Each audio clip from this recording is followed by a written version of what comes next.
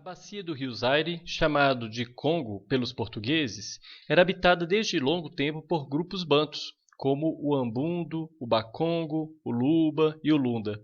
Segundo uma tradição, um grupo bantu vindo do noroeste e liderado por Nimi Alukene atravessou o rio Zaire entre o final do século XIV e início do século XV e passou a dividir o espaço com os antigos moradores da região. Por meio da conquista de alianças e de casamentos, Nimi Alukene e seu grupo se fortaleceram e fundaram a cidade de Mibanza-Congo. A partir desse centro de poder, submeteram outros grupos e passaram a controlar um amplo território. Nimi Alukene recebeu o título de Mani Congo, que significa Senhor do Congo, e é considerado o herói fundador do Reino do Congo. Na capital, o Mani Congo exercia sua autoridade com o auxílio de 12 conselheiros, entre os quais estavam os secretários reais, os oficiais militares, os homens da lei e os coletores de impostos, entre outros. Desses 12 conselheiros, 4 eram mulheres e representavam o clã das avós do rei. Entre os congos, os homens se dedicavam à caça, à pesca, à coleta de alimentos. Já o trabalho na agricultura era feito por mulheres. Elas cultivavam legumes, verduras, frutas e cereais, com destaque para o sorgo. Além disso, os congos criavam galinhas, porcos, carneiros, bois, cabras e praticavam artesanato.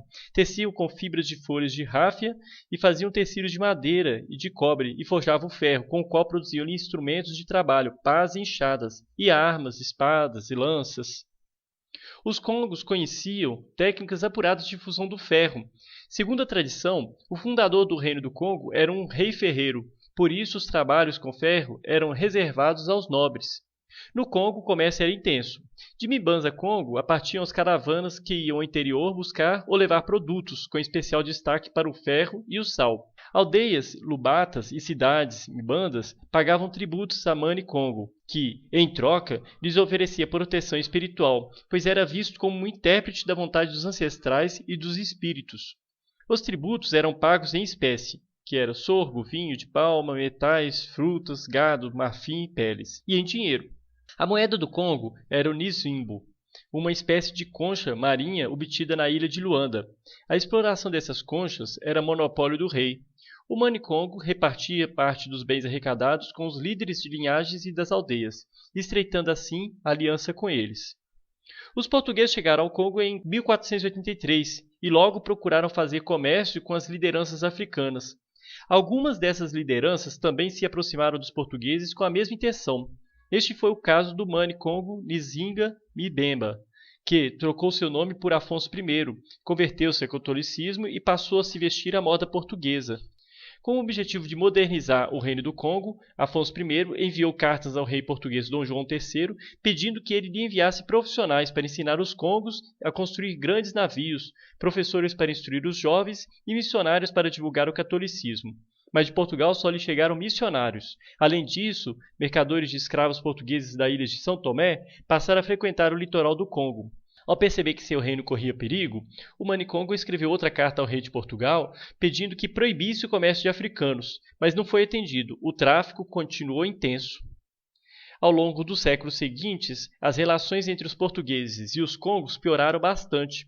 Apesar de os reis de Portugal chamarem os Mani-Congos de irmãos, eles sempre viram o Reino do Congo como uma área para expandir o catolicismo e comercializar escravos. Na segunda metade do século XVII, o interesse português nas ricas minas de ouro e prata da região provocou uma guerra entre os congoleses e portugueses. A guerra foi decidida na Batalha de Mobila, vencida pelos portugueses e seus aliados, em 1665. Nela morreram o Mani Congo Antônio I, muitos nobres e milhares de soldados congoleses. Depois disso, o Reino do Congo foi declinando e perdendo territórios, e a região Congo-Angolana tornou-se a principal fornecedora de escravos para as plantações de cana-de-açúcar do Brasil.